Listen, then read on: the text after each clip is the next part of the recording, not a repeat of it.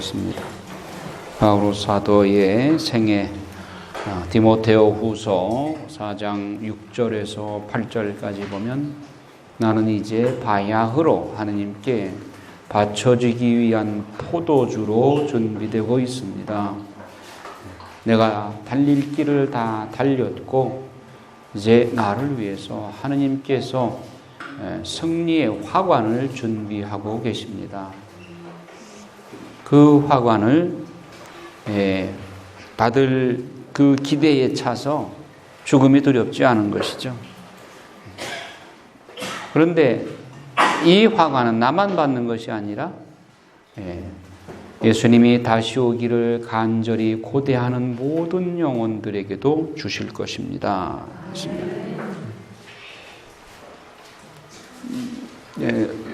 1번일 거예요. 1번. 예. 옳지.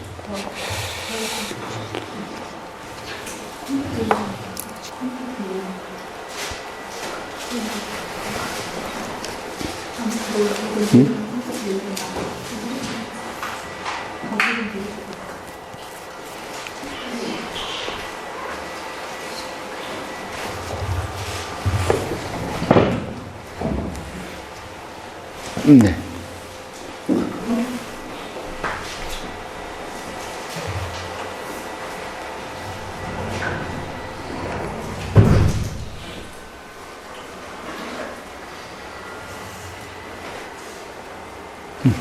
됐어.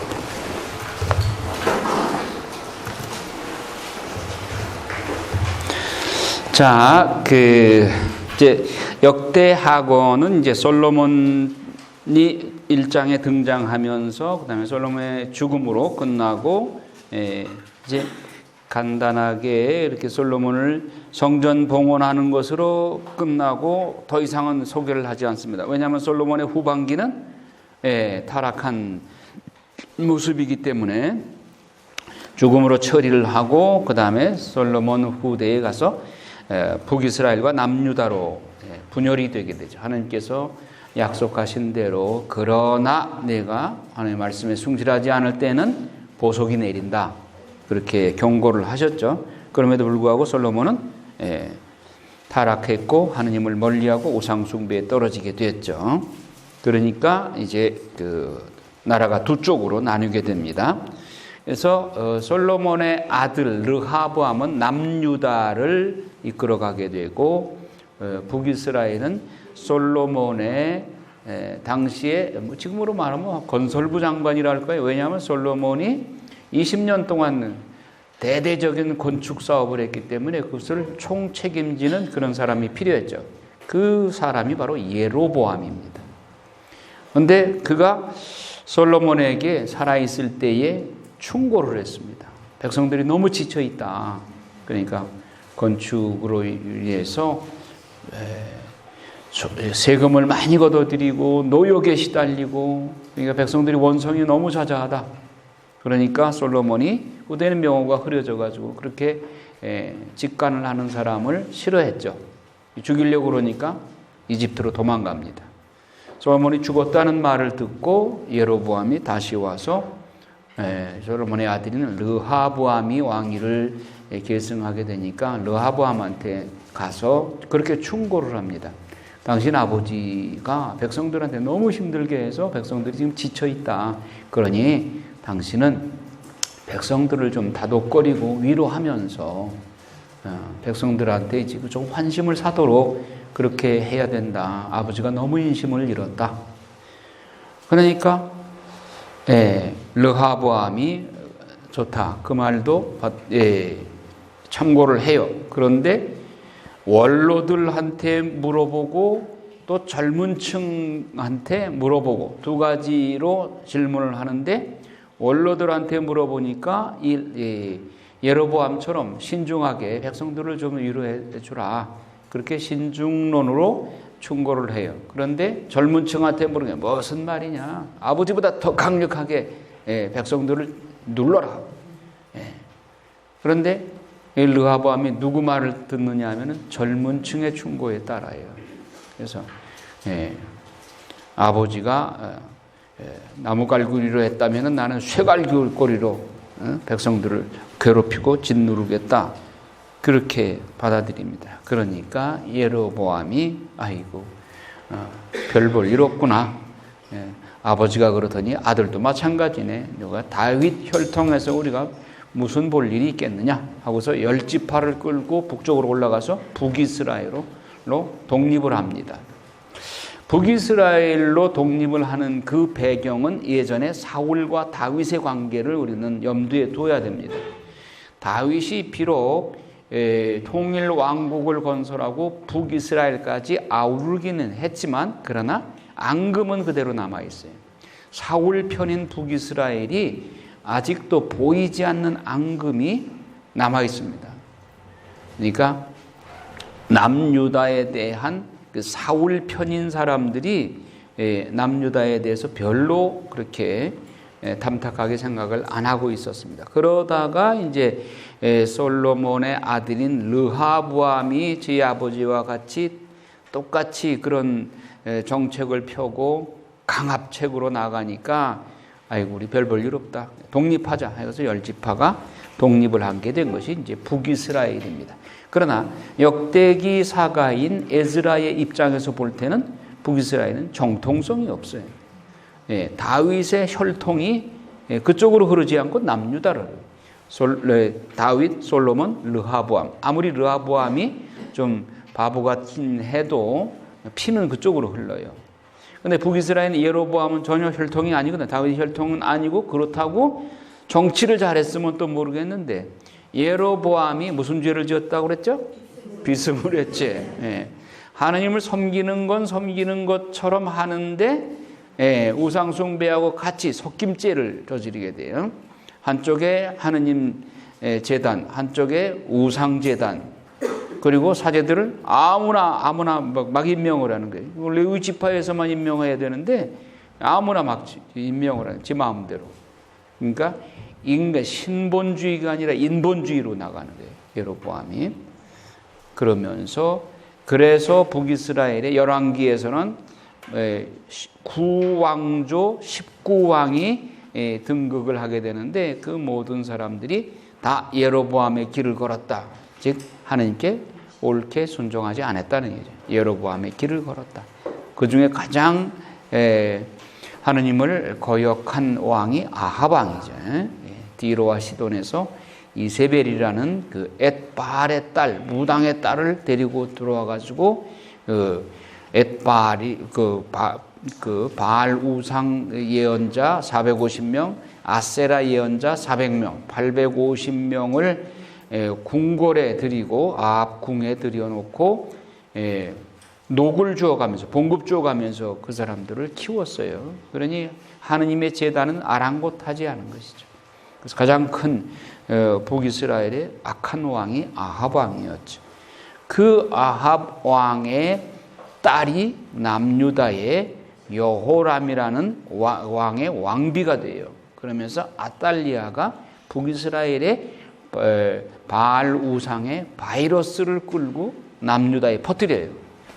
그래서 남유다가 그때부터 또 남유다도 바알 우상으로 이렇게 바이러스가 퍼지게 되는 것이죠. 이렇게 지속이 되는데 에스라의 역사 사관에 있어서 볼 때 북이스라엘은 정통이 아니기 때문에 북이스라엘의 역사는 빼버렸습니다. 역대기에서. 그래서 10장에 보면 북쪽 지파들이 반기를 들다 이 이야기가 지금 한 이야기가 바로 그 내용입니다. 자, 11장에 보면 남과 북이 갈라지다 나옵니다.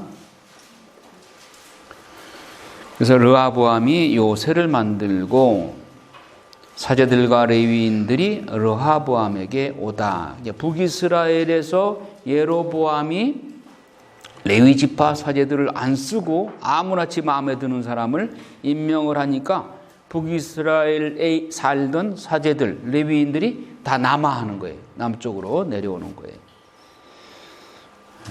그래서 이제 남쪽에서 이제 제단을 세우고 이제 그 하나님께 경배하는 것은 남쪽에서 이렇게 하게 되는 것이죠. 그 다음에 이제 12장에 보면 이집트 임금 시삭이 유다를 침략하다. 그러니까 하느님께 충실하지 못하면 하느님은 외세를 들어서 이스라엘을 괴롭혀요. 힘들게 해요. 반대로 다윗과 솔로몬 초창기에 하느님께 충성을 다하니까 국내에서도 축복을 받고 그 나라가 강성해지면서 주변 국가를 아우르고 주변 국가에서 오히려 이스라엘을 도와주는 시람왕과 같이, 띠로의 시람왕과 같이 이스라엘을 도와주도록 하나님께서 이스라엘을 축복해 주시죠. 그래서 외세가 강할 때는 이거는 하나님께 이스라엘이 충성을 못하기 때문에 하나님께서 외부 강대국을 들어서 이스라엘을 채찍질하려고 하시는구나, 이렇게 이해하시면 돼요. 아하즈 때가 대표적인 예죠. 아시리아가 막 번성해가지고 아하즈 때 막 아시리아에 대한 위협 때문에 아하즈가 막 꼼짝을 못하죠. 그런 일이 벌어지게 됐죠. 르호보암의 아들은 또 아비야입니다. 아비야 왕인데 열왕기보다 아비야의 치적을 역대기에서는 아주 증폭해서 크게 설명을 하고 있어요. 그래서 여러분들이 열왕기하고 역대기를 이렇게 대조해 가면서 서로의 그 좀 풍기는 그 맛이 다르죠. 열왕기에서 누구를 더 초점을 많이 맞추는가, 또 역대기에서는 또 누구에게 더 강점을 두는가, 이런 것들을 비교해 볼 수 있으면 좋겠어요. 자, 그 북이스라엘과 남유다가 항상 으르렁거렸어요. 르호보암 때도 물론이고 그 다음에 아비야 왕 때도 여로보암과 그렇게 남북이 서로 으르렁거리면서 싸웠어요. 자, 그 다음에 이제 아사 왕이 나오는데, 아사 왕이 나오고, 이 아사 왕을 역대기에서는 아주 강조를 합니다. 아사의 개혁해가지고 15장에 아사 왕을 아주 그 하느님께 충실한 왕으로 그렇게 소개를 하고 있어요. 15장에 보면 아사의 개혁 나옵니다. 그래서 아사 임금님과 온유다와 베냐민은 제 말씀을 들으십시오. 아자르야가 그렇게 예언을 합니다. 여러분이 주님과 함께 있으면 그분께서도 여러분과 함께 계시고 여러분이 그분을 찾으면 그분께서도 여러분을 만나 주실 것입니다. 그러나 여러분이 그분을 버리면 그분께서도 여러분을 버리실 것입니다. 이스라엘은 오랫동안 참 하느님도 가르치는 사제도 율법도 없이 지내왔습니다. 그 이전에 아사 이전이 그렇다는 거죠. 그래서 아사 왕은 8, 9절에 보면 주님의 집 현관에 있는 주님의 제단을 보수하였다. 그리고 주 아사의 하느님께서 그와 함께 계시는 것을 보고 많은 사람이 이스라엘에서 떨어져 나와 아사에게 남유다에 넘어오게 되었다. 탈북자들이 남아하는 거죠. 그래서 마음을 다하고 목숨을 다하여 주 저희 조상들의 하느님을 찾겠다는 계약을 맺었다. 그다음에 16절에 보면 아사 임금은 자기 어머니 마카마저 아세라를 위하여 역겨운 상을 만들었기 때문에 모후 자리에서 물러나게 하였다. 열왕기에도 나오죠. 열왕기에는 또 할머니라고 나와요. 열왕기상 15장 9절에 보면. 그런데 이제 히브리 말이 어머니나 할머니나 같은 단어를 쓴다고 그래요. 그러니까 히브리 말이 옛날 말이 그렇게 분화되지 않은 그런 한 단어 가지고 여러 의미로 쓰는 그런 경우가 있기 때문에 역대기에서는 어머니라고 표현했고 열왕기에서는 할머니라고 표현을 했어요. 그는 그 역겨운 상을 잘라내고 조각내어 키드론 골짜기에서 불살라 버렸다. 산당들은 이스라엘에서 없애버리지 않았지만 아사의 마음은 살아있는 동안 내내 주님께 한결같았다. 아사를 굉장히 추켜 세우고 있죠. 역대기에서는.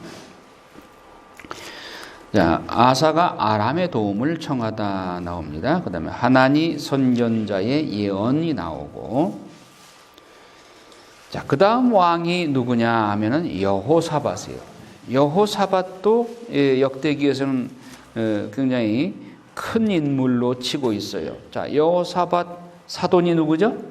아합 왕이에요. 예, 그러니까 여호사밧의 내치는 잘했고 또 성격도 원만하고, 예, 그런 점은 좋은데 이 사람이 너무 분별이 없는 거예요. 아합 왕이 어떤 사람이에요? 그 사람하고 사돈관계 맺는 것이 하나님 뜻에 하나님께 기쁨을 드리겠어요? 예, 그러니까 사람이 좋다고 해서 분별 없이 좋아서는 또 안 되는 거예요. 여호사밧의 그 오점은 바로 그거예요. 사돈을 아합하고 사돈관계 맺고, 그리고 아합의 딸 아달리아를, 예, 그러니까 며느리로 데려온 이것이 여호사밧에는 큰 실수죠. 여호사밧 자신은 뭐 주님의 율법서를 가지고 유다에서 백성을 가르치고 뭐 내치는 잘했어요.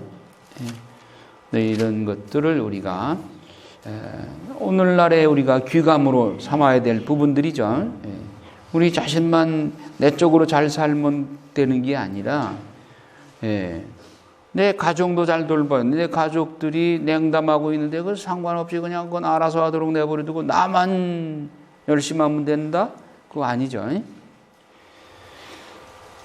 자, 이게 사돈간에 그 여호사밧과 아합이 그렇게 사돈관계를 맺으니까, 외국의 그 침입을 받았을 때 아합이 원군을 요청해요. 여호사밧에. 여호사밧은 또 성격이 좋으니까 그럽시다.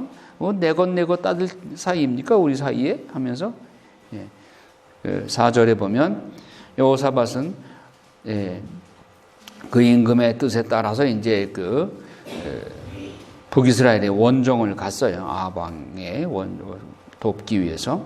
그 여호사밧이 그런데 말이죠. 주님의 뜻을 문의하는 것이 필요하겠습니다. 그랬더니 아합이 뭐 예언자가 하나 있긴 한데 나한테 자꾸 잘못된다고 나한테 그냥 가시돋친 말만 합니다. 그랬더니 여호사밧이 임금님이 그렇게 말씀하시면 안 됩니다. 한번 불러봅시다. 그래가지고 이제 불려나간 분이 이제 미카야 예언자예요. 미카야 이제 나머지는 이제 아합 왕 주변에 있는 거짓 예언자들 아니면 바알 예언자들이죠. 다 가짜 예언하고 있었죠. 미카 예언자만이 제대로 하나님의 뜻을 전했죠. 미카야. 그러니까 여호사밧한테 아합이 그렇게 말을 합니다. 하나 있긴 있는데, 하나님의 예언자가 하나 있긴 있는데 난 그를 싫어합니다. 그는 내 일을 두고 좋게 예언하지 않고 언제나 나쁘게만 예언합니다. 그랬더니 여호사밧이 그런 말 하는 거 아닙니다. 불러봅시다. 그래서 불렀어요. 그러니까 미카가 이제 아합의 대전에 불려 나왔어요. 미카가 부르러 간 사람한테, 심부름꾼한테 주님께서 살아계시는 한 나는 내 하느님께서 말씀하신 것을 전할 따름이요 하고 대답을 했어요. 이제 그가 임금에게 나가니까 이제 임금이 물었어요. 미카야, 우리가 라못 길르앗으로 싸우러 가는 것이 좋겠냐 아니면 그만두는 것이 좋겠냐? 그러니까 미카가 말하기를 올라가서 승리를 거두십시오. 그것이 두 분 손에 넘겨질 것입니다. 그랬더니 임금이 주님의 이름으로 나에게 진실만을 말하라고 몇 번이나 명세를 시켜야 하겠소? 하니까 미카가 하는 말이 내가 보니 온 이스라엘이 목자 없는 양떼처럼 이 산 저 산에 흩어져 있습니다. 그때 주님께서는 이들에게 주인이 없으니 저마다 평안히 집으로 돌아가게 하여라 하고 말씀하셨습니다. 이스라엘의 임금이 여호사밧에게 말하였다. 내가 말하지 않았습니까? 저자는 내 일을 두고 좋게 예언하지 않고 나쁘게만 예언합니다. 그러니까 미카야가 그 말을 받아서 주님의 말씀을 들으십시오.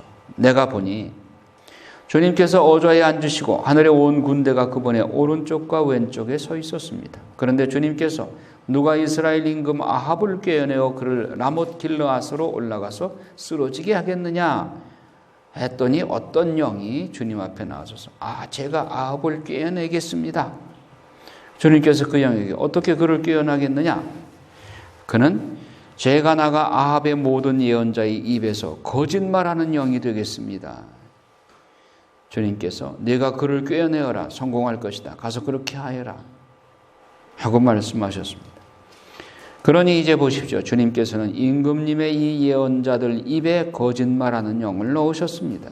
주님께서 임금님께 재앙을 선언하신 것입니다.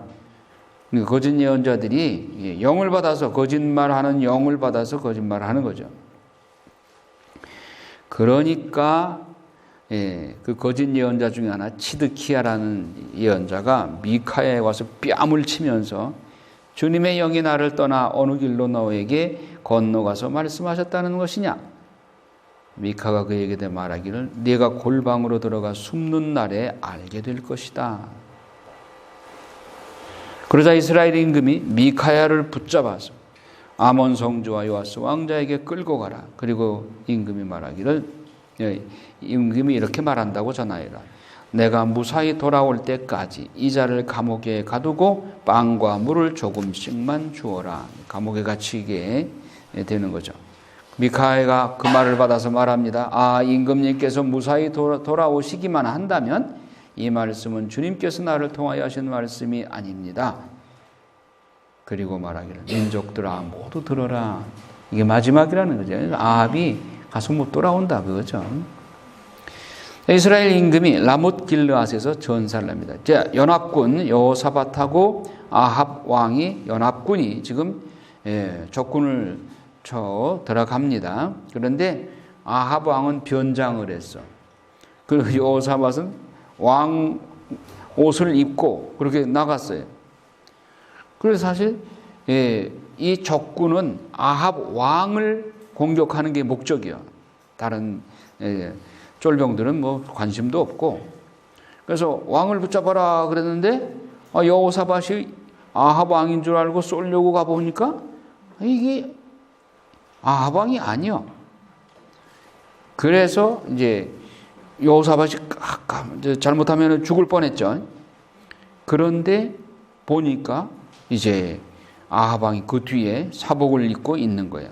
어떤 병사가 그냥 무턱대고 쏜 화살에 이스라엘 임금이 맞아 죽었어요. 화살이 갑옷 가슴막이에 이음새예요. 하필이면 되게 재수가 없죠. 재수가 없는 거예요? 우연이에요? 필연이에요? 그렇지. 하느님 앞에는 우연이 없어요. There is no accident. 그래서 이제 맞으니까 아합이 내가 다쳤다. 병거를 돌려서 싸움터를 빠져나가자. 그런데 이미 치명상을 입고 해질무렵에 죽습니다. 아합이 그렇게 못된 짓을 했기 때문에 결국은 전장터에서 돌아오지 못하고 죽죠. 그래서 미카야 예언대로 다시 돌아오지 못한다는 그 예언대로 됐죠. 자, 예후 선견자가 여호사밧을 비판하다. 10장 그 내용이 여호사밧이 개혁을 하고 내치는 잘했지만 아까 말씀드린 대로 아합하고 사돈관계 맺는 건 이건 분별 없는 행동이에요. 그런 것에 대해서 하나님께서 선견자를 통해서 꾸짖죠. 자, 성경 전체는 그 구원 역사 전체는 하느님이 주관하고 가시. 사건들 안에서 하느님께서 당신이 어떤 뜻을 가지고 계시고 이 사건의 주인공들이 지금 하느님의 뜻을 받들었는가 아닌가가 성경 안에 판가름이 돼요. 그거 모르고 덮어놓고 그냥 사건 중심으로 공부하면 우리한테 무슨 도움이 뭐가 되겠어요? 아니 아합과 여호사밧이 뭐 사돈관계 맺었다. 그 사건만 기억하고 남는다면 그게 우리 생활에 무슨 도움이 돼? 우리는 여기서 아합의 실수가 무엇이고 여호사밧이 잘한 점은 무엇이고 잘못한 점은 무엇인가? 나의 삶 안에서 그것이 유익이 되고 내 삶에 이럴까 저럴까라는 기로에 있을 때에 내게 그것이 도움이 되어야 생활에 유익한 성경 말씀이 되는 것이죠. 그러니까 그런 의식을 가지고 여기서 지금 하느님이 어떤 마음인가. 하느님은 사건을 주시면서 그 사건 안에서 당신의 뜻을, 근데 그게 드러나게 나타나는 경우도 있지만 드러나지 않게 나타나는 경우도 있어요. 그거는 여러분이 성경을 자꾸 반복해서 기도하는 마음으로 읽을 때 그 하느님의 마음을 읽을 수가 있어요. 자, 여기서 여호사밧의 내치는 잘했어요. 그러나 분별 없이 아합과 이런 사돈관계를 맺은 것에 대해서는 하나님께서 경종을 울리는 것이죠. 자, 여호사밧이 암몬과 싸워 이기다. 하느님은 이렇게 부족한 사람들을 끌고 같이 구원 사업을 해 나가셔요. 그래서 하느님 마음이 얼마나 답답하시겠느냐고요. 그러니까 구약의 이런 인물들 2% 3%씩 모자라는 사람들을 끌고 구약의 4,000년 역사를 내려오시다가 성모님을 만난 거야, 하느님이. 얼마나 기쁘시겠어. 완벽한 당신의 창조물에 1%도 손상됨이 없는 완벽한 첫 창조의 보신이 참되었더라 한 그 모습 그대로의 마리아를 만났을 때 하나님 얼마나 기쁘셨겠느냐. 그러니까 그냥 하나님께서 흥분하셔가지고 당신 자신을 선물로 주셨잖아요. 그보다 더 큰 선물이 어디 있어요? 그렇죠? 여러분도 성모님을 닮으시면 하나님이 그냥 하나님의 전체를 통째로 여러분들한테 주셔요.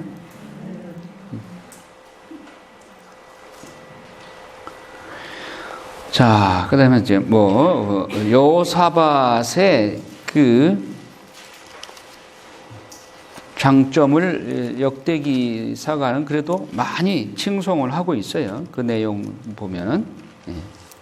여호사밧을 큰 인물로 보고는 있습니다. 자, 그 다음에 여호사밧의 아들 여호람 시대인데, 자, 이 열왕기에서 공부한 내용 복습하는 겁니다.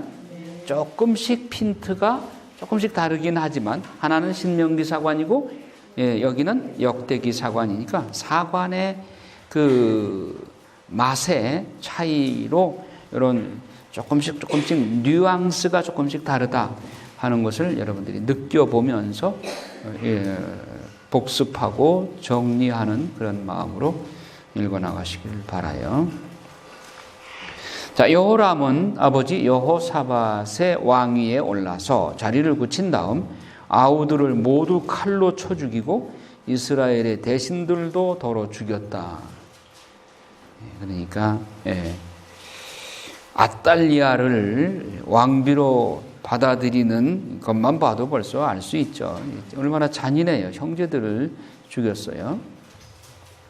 여호람은 아합의 딸을 아내로 맞아들였기 때문에 아합 집안이 하던 대로 이스라엘 임금들의 길을 따라 걸어서 주님의 눈에 거슬리는 악한 짓을 저질렀다. 그러니까 하느님은 어떻게 하시느냐? 에돔을 일으켜요. 8절에 보면 여호람 시대에 에돔은 유다의 지배에 반란을 일으키고 자기들의 임금을 세웠다. 그러니까 하느님은 이스라엘이 하느님께 충성을 다하지 못할 때 이방 나라, 바깥 나라 사람들을 통해서 이스라엘을 괴롭히게 만들어요. 그래서 여호람이 주 자기 조상들의 하느님을 저버렸기 때문이다. 그는 또 유다 산악 지방에 산당을 세워서 예루살렘 주민들이 불륜을 저지르게 하고 유다를 거룩된 길로 이끌었다. 그때 북이스라엘은 지금 엘리야 예언자가 일을 하고 있죠. 그러니까 엘리야 예언자가 그에게 글을 써보내요. 임금님의 조상 다윗의 하느님이신 주님께서 이렇게 말씀하십니다. 너는 내 아버지 여호사밧과 유다 임금 아사의 길을 따라 걷지 않고 이스라엘 임금들의 길을 따라 걸었다. 북이스라엘의 길을. 너는 또 아합 집안이 그러하였듯이 유다와 예루살렘 주민들이 불륜을 저지르게 하고 너보다 착한 내 아버지 집안의 아우들마저 살해하였다. 그러므로 이제 주님이 내 백성과 내 자식들과 아내들 그리고 내 모든 재산을 큰 재난으로 치겠다. 그리고 너 자신은 창자에 생긴 병으로 중병을 앓게 되고 마침내 그 병 때문에 나날이 창자가 빠져나올 것이다. 이렇게 해서 여호람은 하나님의 저주를 받고 죽죠. 자, 그 다음에 그 아들이 이제 아하지야가 대를 잇죠. 근데 아하지야는 누구의 아들이에요? 아달랴의 아들이에요. 그 아들. 엄마가 누구냐를 잘 보셔야 돼요. 여러분 그 열왕기에서도 봤지만 엄마를 누구를 만나느냐가 그 임금의 아들 임금의 성덕을 좌우해요. 여러분들 엄마들이 자녀들에게 얼마나 중요한 역할을 하는지.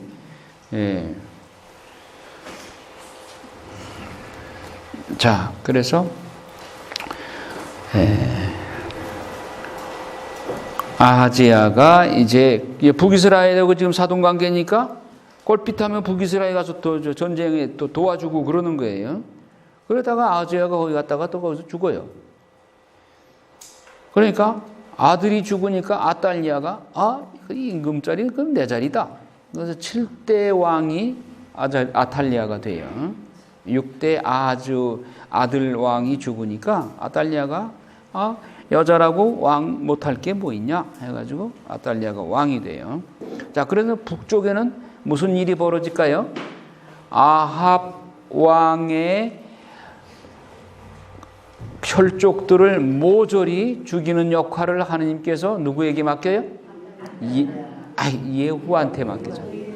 예후로 하여금 아합 왕의 가족들을 다 몰살시키게 하죠. 예후가 아주 그 일을 시원시원하게 잘해요. 그래서 너 참 잘했다. 그런데 이렇게 숙청 작업이 이루어지는 것을 아달리아가 보고 자기가 북이스라엘에 쳐올라간 힘은 안 되고, 그러니까 그 화풀이를 누구한테 하느냐? 다윗 후손한테 한단 말이에요. 그러니까 르호보암의 혈통으로 이제 다윗의 혈통이 르호보암을 통해서 그 후손들에게 이어지는데 그 족속을 멸살시키려고 그래요. 아주 아달리아 좀 안 좋은 여자죠. 그래가지고 그 자식들을 다 자기 손자 죽이는 그런 할머니가 어디 있어 그래. 손자들을 다 죽이려고 그래요. 그런데 거기에 여호야다 사제가 있었어요. 여호야다 사제의 부인이 누구냐 하면은 여호아하지의 누나예요. 그래서 그 여호아하지의 누나가 여호야다 사제의 부인이 돼가지고 야, 이거 큰일 났다. 우리 집안이 멸살당하게 생겼다. 그러니까 아달리아가 지금 손주들을 다 죽이니까 지금 아하즈야가 이제 죽고 아달리아가 7대 왕으로 여왕이 등장을 하고 지금 아하지야가 난 아들이 갓난쟁이가 하나 있는데 그거마저 죽일까봐 여호야다가 그 아이를 요아스를 갓난쟁이를 자기 집에 몰래 빼돌려서 키워요. 그런데 이 아달리아는 막 지금 뚜껑이 열려가지고 보이는 족족 죽이려고 살벌한데 애가 이렇게 빼돌려서 이 요아스가 그쪽에 가 있는 거 그것도 모르는 거예요. 요아스가 어디 갔는지도 모르는 거예요. 자기가 다 죽였는 줄 아는지도 몰라. 그렇게 해서 7살 때까지 키워요. 그런데 아달리아가 그냥 계속 그렇게 사륙작전을 펴니까 여호야다 사제가 이거 안 되겠다. 이대로 나다가는 우리 이 나라가 망하겠다. 그래서 여호야다가 군대를 동원해서 군인들을 동원해서 병기고의 밤에 문을 열고 그 병기를 다 나눠줘요. 그리고 왕 아달리아 여왕이 잠자고 있는 사이에 딱 빽둘러 싸요. 그래서 정변을 일으켜서 요아스 7살 먹은 요아스를 임금님 만세하고 외치니까 이게 뭔가 잠자다가 아달리아가 정변이다 정변 해가지고 나오니까 벌써 군인들이 빽 둘러싸가지고 아달리아를 처형하죠. 그렇게 해서 여호야다 사제의 개혁이 이루어지게 됩니다. 그래서 여호야다 사제가 개혁을 해서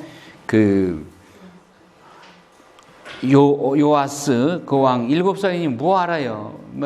진짜 왕위에 앉혀놓으니까 왕관 쓰는 게 답답하다고 이거 좀 벗겠다고 하고 투정 부리고 사탕 좀 달라고 그러고 그러면 여호야다 사제가 임금님 드시옵소서 하고 사탕도 갖다 주고 목마르다 그러면 콜라도 사다 먹이고 막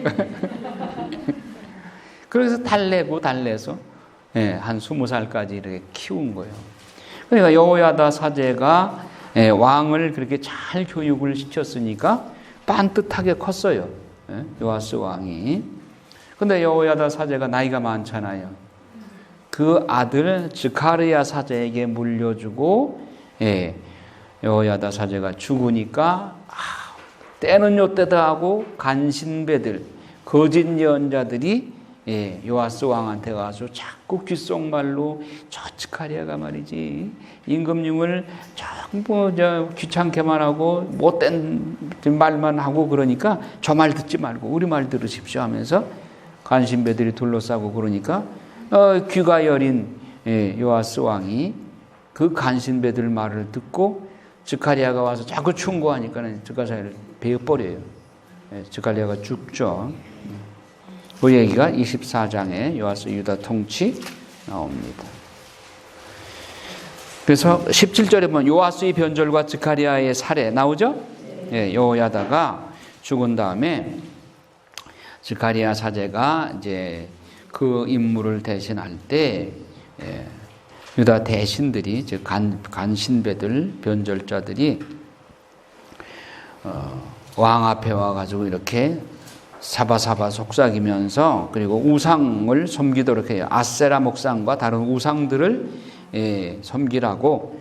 그러니까 왕이 또 그 말을 들어요.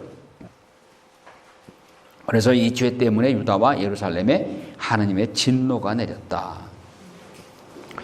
즈가리야를 죽이려고 임금이 그렇게 하니까 즈가리야가 죽으면서 마지막 뼈 있는 말을 한마디 합니다. 죽으면서 주님께서 보고 갚으실 것입니다. 결국은 요아스도 그래서 칼에 맞아 죽어요. 그 다음 왕이 아마츠야 왕입니다. 아마츠야 왕. 아마츠야 왕 때 이제 에돔하고 싸워서 승리를 하고 그리고 북이스라엘과 또 싸워요. 아마츠야가. 그 다음 왕이 우찌야 왕입니다. 우찌야 왕 하면 기억나는 사람 누구 있어요? 이사야 예언자. 이사야. 우찌야 왕이 죽던 해에 이사야가 소명을 받죠.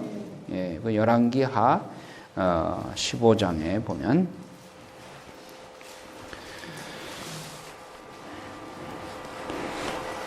그런데 우찌야 왕이 사실상 통치는 외적인 통치는 잘 했지만 그러니까 하느님께는 불경죄를 범했어요. 즉 제사권을 침해하는 일을 저질렀어요. 26장 18절에 보면 분향을 하러 우찌야 왕이 들어간 거요. 성전에, 주님의 성전에. 그리고 그건 사제만이 들어갈 수 있는 것이거든요. 그래서 사제가 가로막았어요. 우찌야 임금님, 주님께 향을 피우는 일은 임금님께서 하실 일이 아닙니다. 그 일은 향을 피우도록 성별된 아론의 자손 사제들에게 맡겨졌습니다. 그러니 성소에서 나가 주십시오. 임금님께서는 하나님을 배신하셨습니다. 그래서 주 하느님께 영광을 받지도 못하실 것입니다. 이 제사권 침해, 이거 굉장히 무거운 죄입니다. 이 죄를 누가 저질렀어요? 옛날에 사울 왕이. 번제 제사를 지내는 거, 사무엘이 오기를 기다리는데, 저 필리스티아 군대는 막 쳐들어오고 그러는데, 제사를 빨리 지내야 그러는데, 사무엘이 안 나타나는 거야. 그냥 다급하니까, 뭐 내가 지내지 뭐. 하고서 자기가 제의를 입고 제사를 지내요. 이게 제사권 침해죠. 아주 하느님을 진노케 하는 일이 벌어진 것이죠. 자, 향을 피우려던 우찌야가 화를 냈어요. 그 순간 문둥병에 걸리게 되죠. 나병. 그의 이마에 나병이 걸려서 백성들 앞에 나타나지 못하고 그 아들 요탐, 요에서 탐 본 거예요. 탐. 그 요탐 왕을 내세우고 우지야 왕은 백성들 앞에 보이지 않게 밖에서 수렴청정한 거죠. 요탐의 유다 통치가 나오고, 그리고 요탐의 아들이 누구냐면 아하즈 왕. 아하즈 왕 생각나는 거 뭐 있어요? 이사야서 7장 14절, 동정녀가 아들을 낳을 테이니 그 이름을 임마누엘이라 하라. 하느님께 기적을 청하라 그러니까 나 그런 거 청하지 않겠습니다. 왜? 구린대가 있으니까. 아하즈가 우상숭배에 아주 우상들을 많이 갖다가 예루살렘에 그렇게 퍼뜨렸죠. 그러니까 아하즈가 그 당시에 외적으로 외교상으로 참 어려운 시기이긴 했어요. 아시리아가 막 일어나고 있고 북이스라엘과 아람이 합세해가지고 아시리아를 공격하자고 남유다한테 같이 연합군을 형성하자고 했을 때 아하즈는 그 말에 넘어가질 않고 아하즈는 오히려 아시리아한테 가가지고 그걸 고자질을 했어요. 결국 북이스라엘이 밀직 멸망하는 그런 원인 제공을 한 사람이 아하즈예요. 그게 결국 하느님의 마음을 아프게 해드린 것이죠. 동족인 이스라엘이 멸망을 재촉했으니까. 그렇다고 아하즈가 아시리아한테 충성을 했다고 아시리아가 아하즈를 도왔느냐? 도와주지 않았어요. 오히려 쳐들어왔어. 그리고 배상금, 금을 배상하라고 그러니까 알았습니다. 우선 금을 그냥 금방 갖다가 바치니까 이 나라 금이 많은가 보다. 계속 쪼기 시작을 했죠. 결국 어리석게 아하즈는 아시리아한테 계속 조공바치는 그런 종속국이 돼버리고 말았어요. 그 아하즈의 다음 왕이 누구냐면은 히즈키야 왕입니다. 히즈키야 왕. 그 아하즈 아버지는 그렇게 못된 왕인데 히즈키야는 또 거의 성왕이라고 전반기에 성왕이라고 했던 것은 히즈키야의 어머니가 훌륭한 분이에요. 사제의 딸이었기 때문에 어머니로부터 종교 교육을 잘 받아서 히즈키야 같은 왕이 히즈키야의 개혁이 나오죠. 자, 29장에 보면 히즈키야 유다 통치 어머니가 이름이 아비야예요. 아비야. 그래서 히즈키야는 성전을 정합니다. 그 아버지 때에 아하즈 때에 예루살렘에 우상을 즐비하게 이렇게 설치해 놓고 그랬어요. 그 아시리아한테 아하즈가 그 아시리아 왕한테 아련하러 갔다가 거기서 전화로 예루살렘에 있는 사제에게 야, 예루살렘에 우리 아시리아에 있는 신상을 만들어라. 내가 가자마자 거기에 절을 할 테니까. 그래가지고 이렇게 만들어라 하고 사진을 찍어 보내니까 예루살렘에 도착해 보니까 벌써 만들어졌어. 그래서 예루살렘 성전에 들어가지도 않고 우상한테 가서 먼저 절을 해요. 이런 배은망덕한 왕이 아하즈 왕이에요. 그러니까 축복을 받을 수가 없죠. 그런데 히즈키야는 그 아버지 때에 이렇게 예루살렘을 망쳐놓은 것을 과감하게 혁신을 해요. 성전을 정화합니다.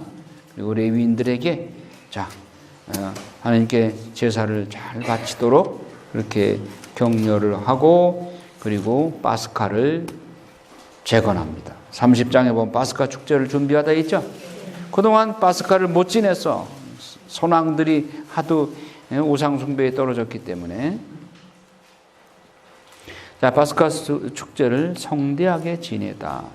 역대기 사가는 이 파스카나 전례에 대해서 관심이 많죠.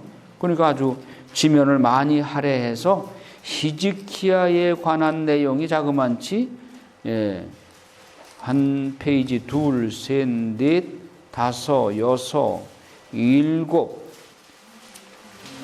여덟, 아홉 페이지나 돼요. 9페이지. 그렇죠?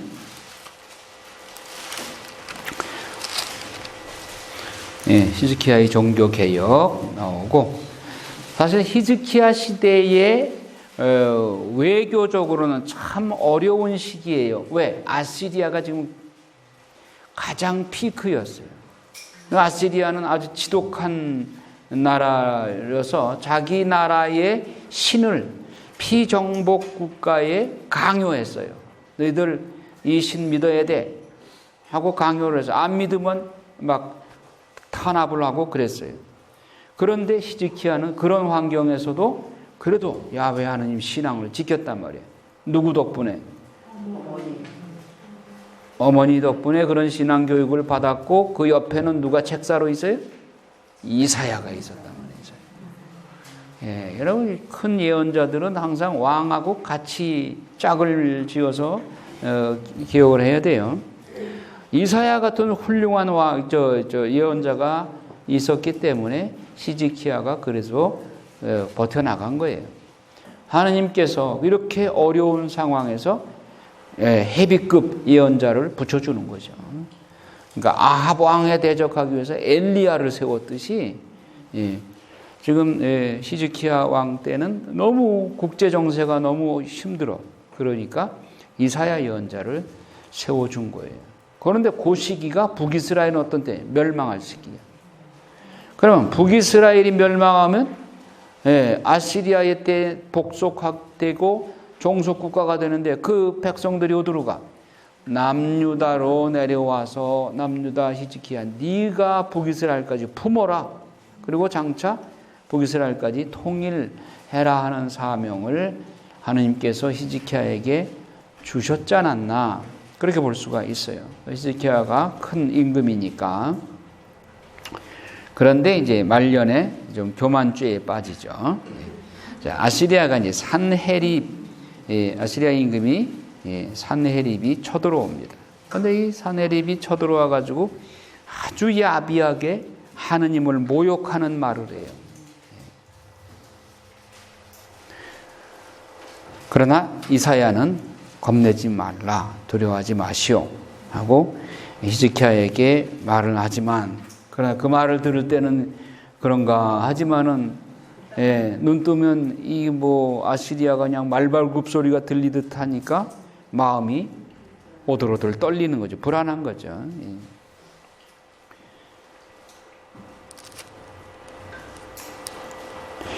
백성들 앞에서는 히즈키야가 우리 주 하느님께서 우리를 아시리아의 임금의 손아귀에서 구해 주실 것입니다 라고 일단 안심을 시켜 놓죠. 그러나 전세는 점점 이제 어려워지죠. 히즈키야 임금과 아모츠의 아들 이사야 예언자가 하늘을 향하여 부르짖어 기도하였다. 그러자 주님께서 천사를 보내시어 아시리아 임금의 진영에 있는 모든 용사와 지휘관과 장수를 쓸어버리게 하셨다. 그래야 아시리아 임금이 수치를 안고 제 나라로 돌아가 자기 신의 신전으로 들어가자 거기에서 친자식 몇이 그를 칼로 쳐서 쓰러뜨렸다. 소위 그 유명한 18만 5천 명이 하룻밤 사이에 아시리아 군대가 전멸당했다는 그 이야기입니다. 열왕기에 이 내용이 나왔죠. 그래서 산헤립이 귀국을 했는데, 돌아갔는데 왕자들한테 맞아 죽어요. 하는 그 이사야 예언자의 예언대로 그대로 됐어요. 자, 히즈키야의 병과 교만. 그런데 히즈키야가 교만을 부리고 있을 때 마음이 교만해진 히즈키야는 받은 은혜에 보답하지 않았다. 그래서 주님의 진노가 그의 유다와 예루살렘에 내렸다. 히즈키야는 마음이 교만하였던 것을 뉘우치고 예루살렘 주민들과 함께 자신을 낮추었다. 그래서 히즈키야가 살아있는 동안에는 주님의 진노가 그들에게 닥치지 않았다. 그러니까 18만 5천 명이 아시리아 군대가 이 남유다의 병력이 싸움 한 번 안 하고 그냥 하룻밤 사이에 다 죽으니까 히즈키야가 우쭐했던 거예요. 그리고 자기 치적으로 생각했어요. 그때 여기에는 안 나오지만은 바빌론에서 유다가 그 조그만 나라가 어떻게 아시리아 대군을 18만 5천 명을 하룻밤 사이에 다 죽였대? 그래서 그거를 정찰병이 왔어. 어떻게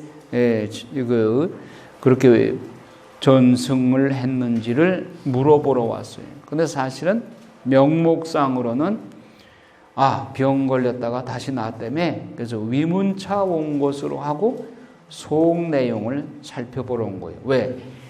바빌론이 지금 막 발흥을 해서 이제 아시리아가 이제 기울어지고 있어요. 기우는 해요, 아시리아는.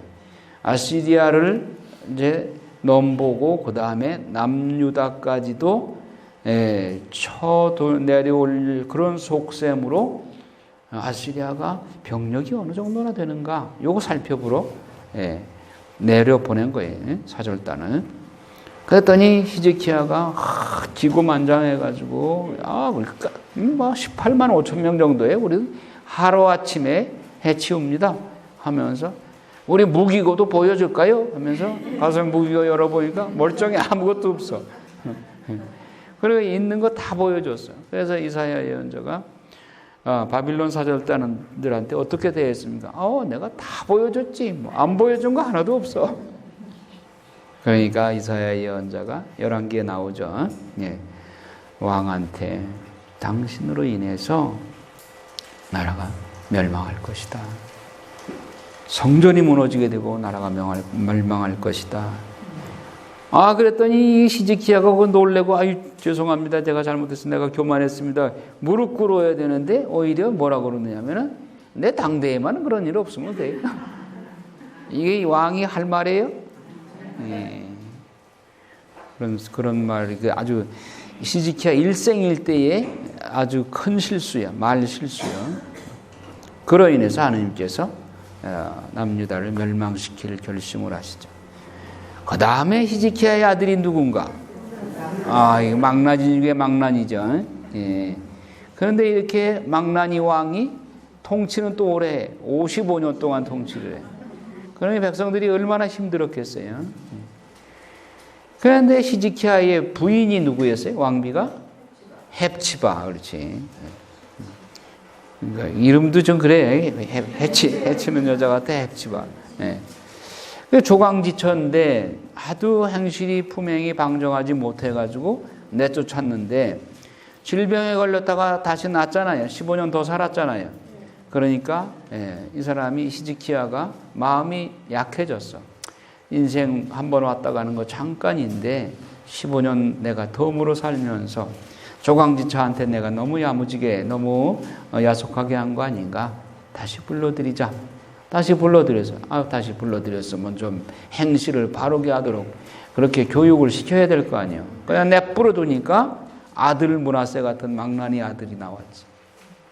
엄마가 교육을 안 한 거야. 종교교육을. 그러니까 므낫세가 요술, 마술, 주술, 영매, 점장이 다 끌어들인 거예요. 눈에 거슬리는 악한 짓을 저질렀어요. 11기에는 므낫세의 이 모습을 보고 하나님께 결정적으로 남유다 멸망하기로 결심하신 거예요. 그런데 역대기 에즈라 사가는 고민이요.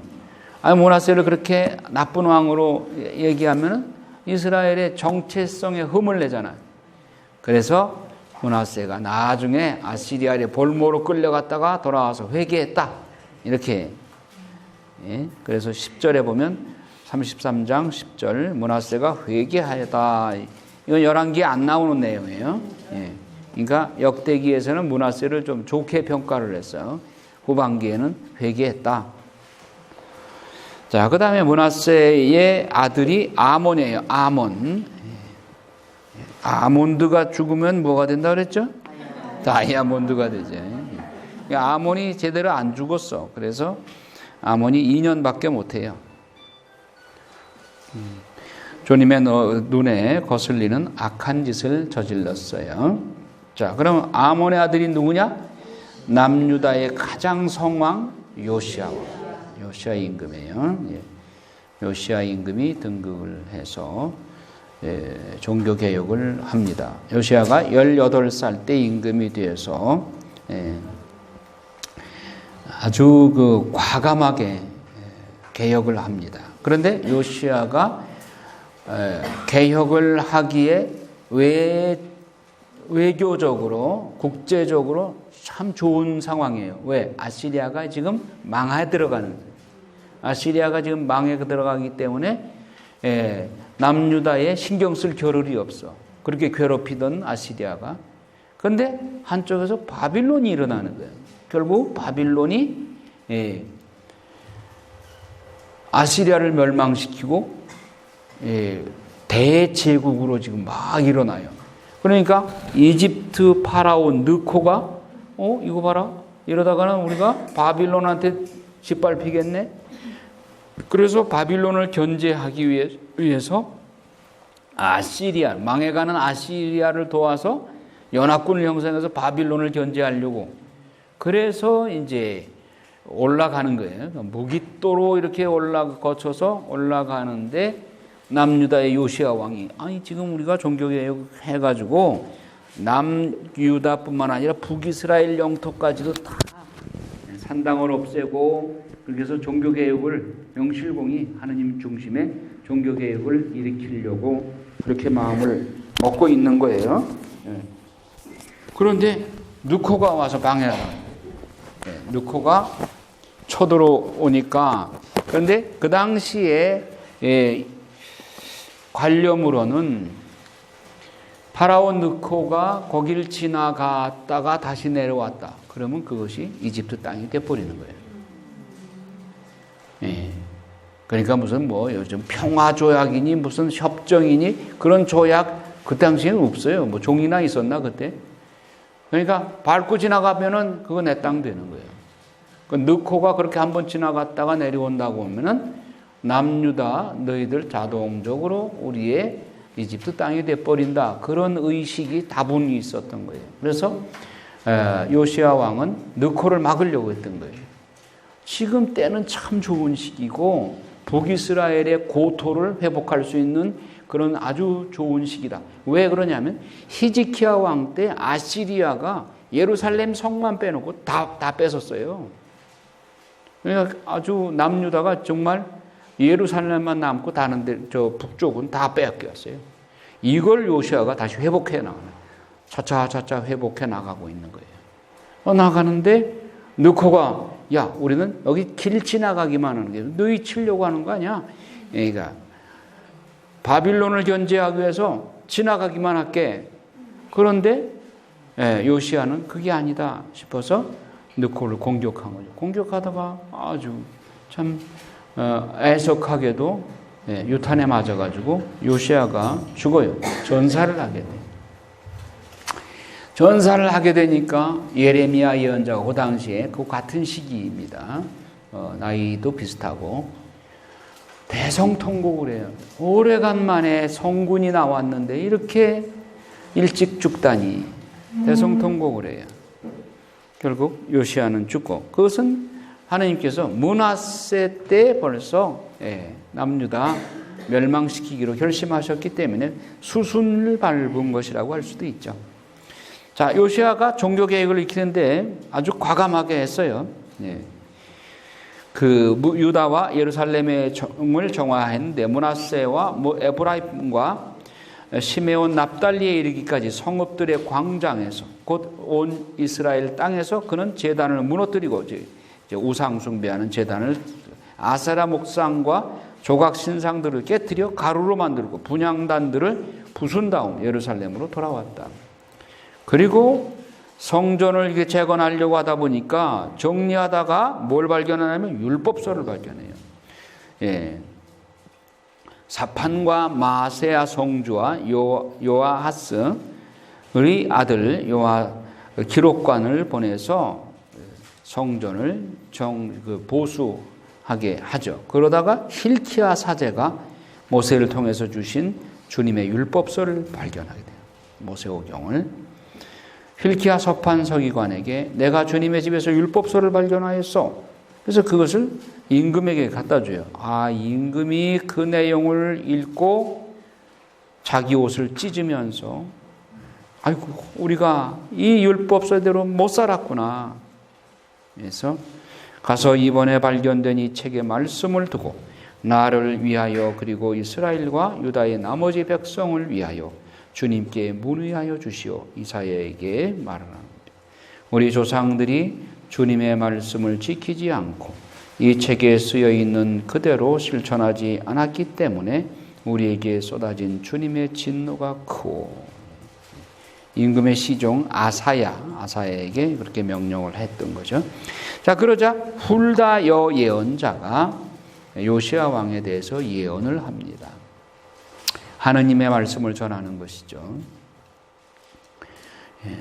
그들이 나를 저버리고 다른 신들에게 향을 피워 자기들 손으로 저지른 그 모든 짓으로 나의 화를 돋구었다. 유다의 진노하신 하나님의 말씀이에요. 그래서 이곳과 이곳 주민들을 두고 한 말을 듣고 네가 마음이 유순해져 요시야한테 하느님 앞에서 자신을 낮추었다. 곧 내 앞에서 자신을 낮추었다.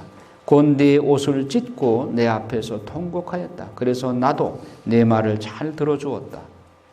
이제 내가 너를 네 조상들 곁으로 불러들일 때 너는 평화로이 내 무덤에 묻히고 내가 이곳과 이곳 주민들에게 내릴 모든 재앙을 내 눈으로 보지 않게 될 것이다.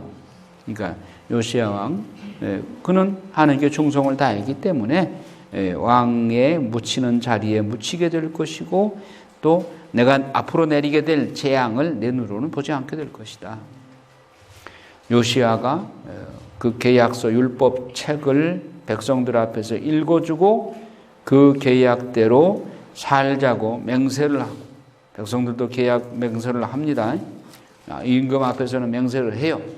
그런데 실제로 사는 것은 그렇게 쉽게 고쳐지지가 않죠. 가가호에 있는 아시리아의 그 우상들 그거 다 치우지 않았어요.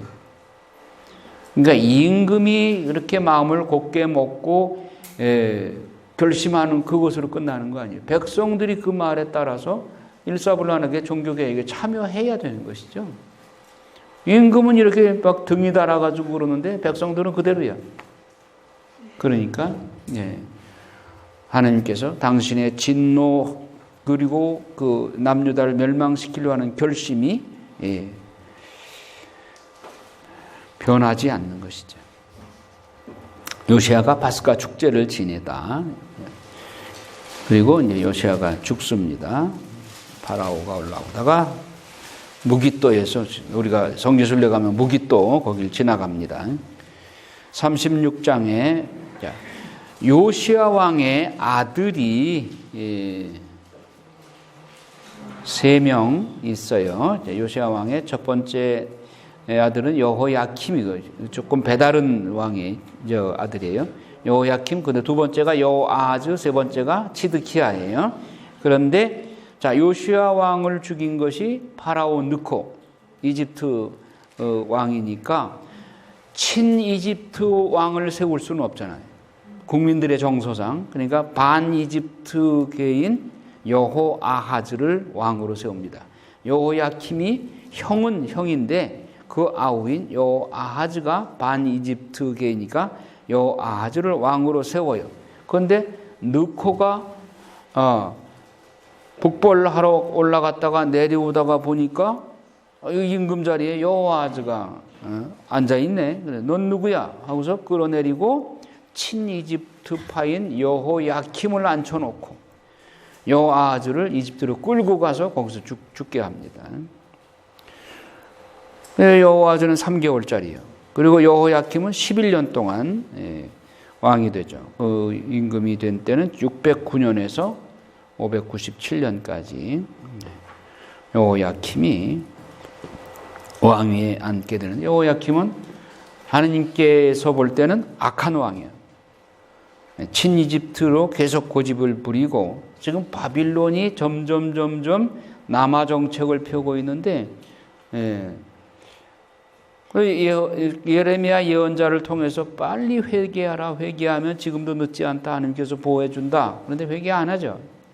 그리고 계속 친이집트파 쪽으로 기울어요. 그러니까 바빌론은 내려왔다가 조공바치라고 해놓고 올라가면 또 친이집트파로 돌아서고 그러니까 괘씸죄에 걸리는 거죠. 그래서 605년에 1차 포로로 끌고 가고 다니엘과 세 친구들 1차 포로로 왕족들 끌고 가죠. 그리고 조금 더 보니까 597년에도 여전히 친이집트파야.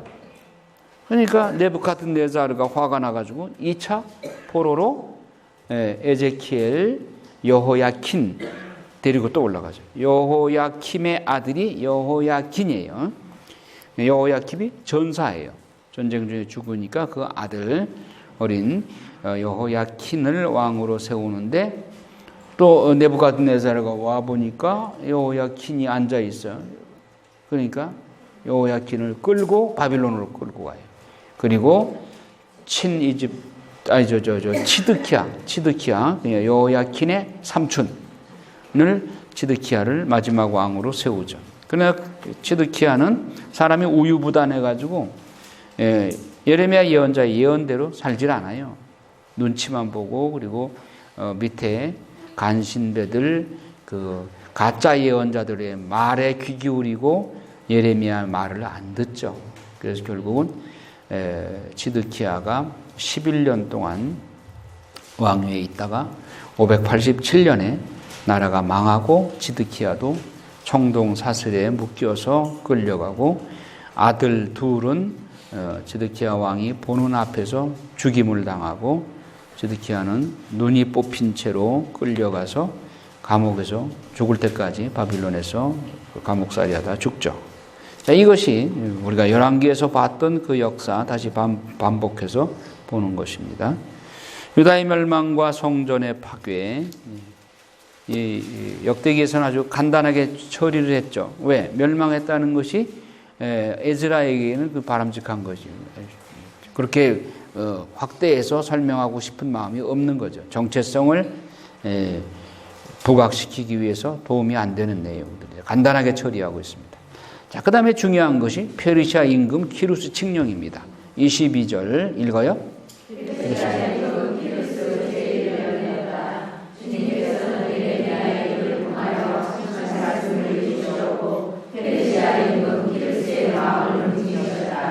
그리하여 키루스는 온 나라에 영험을 내리고 시적으로 반포하였다. 페르시아 임금 키루스는 이렇게 선언한다. 주 하늘의 하나님께서 세상의 모든 나라를 나에게 주셨다. 그리고 유다의 예루살렘에 당신을 향한 집을 지을 인물을 나에게 맡기셨다. 나는 너희 가운데 그 백성의 선한 이들에게는 누구나 주 그들의 하나님께서 내게 기회를 주리라. 네. 자, 바빌론이 그렇게 밭죽지세로 주변 국가들을 이렇게 지배하고 대제국이 되었는데 하느님은 남유다를 치기 위한 몽둥이로 바빌론을 썼을 뿐이에요. 아시리아는 북이스라엘을 교육을 시키기 위한 몽둥이로 쓰셨고 몽둥이를 쓰셨으면 나중에는 분질러 버리죠. 그런데 아시리아나 바빌론이나 너무 과잉 자기 힘을 발휘해서 이스라엘을 괴롭혔어요. 그러니까 하느님은 자기 자식을 매를 때리면서도 마음이 아프신 거예요. 그래서 바빌론, 아시리아 너희들도 같이 망할 거다. 그래서 망하는데 그들을 망하게 하는 주역을 페르시아 임금 키루스가 맡게 되는 거죠. 이사야서 45장에 키루스 너는 나를 모르지만 나는 너를 뽑았다. 구원 사업을 위해서 하나님이 이방인 왕도 뽑아 쓰셔요. 그래서 키루스의 마음을 움직여서 그가 이스라엘 백성들에게 연민의 정을 느끼게 하고 그들에게 선심을 쓰도록 해요. 키루스 칙령 보세요. 페르시아 임금 키루스는 이렇게 선포한다. 주 하늘의 하느님께서 세상의 모든 나라를 나에게 주셨다. 하느님이 나라를 나에게 주셨다고 키루스가 그러잖아요. 뭐 진시황이나 나폴레옹이 그래요? 짐이 그것과 다 내 역량으로 나라를 쳐서 복속시켰다. 그렇게 얘기하지. 키루스는 하느님이 나한테 세상을 맡겼대요. 그리고 유다 예루살렘에 당신을 위한 집을 지을 임무를 나에게 맡기셨다. 예루살렘 성전 재건의 임무를 글쎄 키루스한테 하나님이 맡기셨다고 그렇게 마음의 감도가 온 거예요. 그래서 나는 너희 가운데 그분 백성에 속한 이들에게는 누구나 주 그들의 하느님께서 함께 계시기를 빈다. 그들을 올라가게 하여라.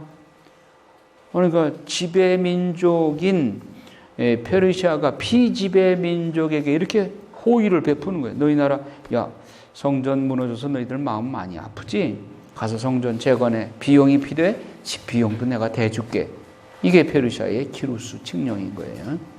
그런데 이 키루스 칙령이 그 옆에 바로 에즈라기 내용하고 거의 같아요.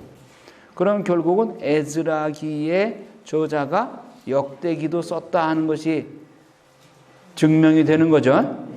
예, 그 옆에 보세요. 페르시아 임금 키루스는 이렇게 선포한다. 똑같죠? 예.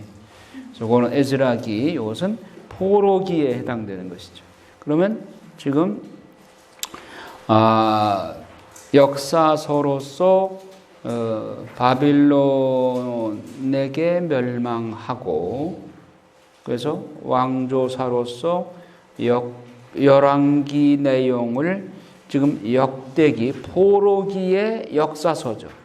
포로기의 역사서의 내용인 역대기 상하를 우리가 봤어요. 그러면 이제 다음 시간에는